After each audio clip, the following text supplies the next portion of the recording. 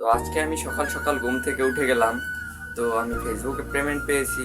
তো আমি পেমেন্ট উঠাতে যাব। চলুন যাওয়া যাক। তো আমি আপনাদের সাথে এটিএমে গিয়েই দেখা করছি। আমি কিন্তু এটিএমে চলে এসেছি। আমি আমার কার্ডটাকে ভিতরে প্রবেশ করিয়ে দিলাম। তারপরে আমি আমার পিনটাকে দিয়ে দিলাম।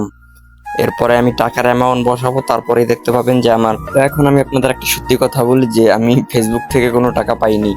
আমি এখনো ফেসবুকে মনিটাইজই পাইনি। এই টাকাটা হচ্ছে আমি চাকরি করি আমার সেইখানে, আমার অফিসের স্যালারি এইটা। আমি ফেসবুক থেকে এখনো পর্যন্ত কোনো টাকা পাইনি ভাই।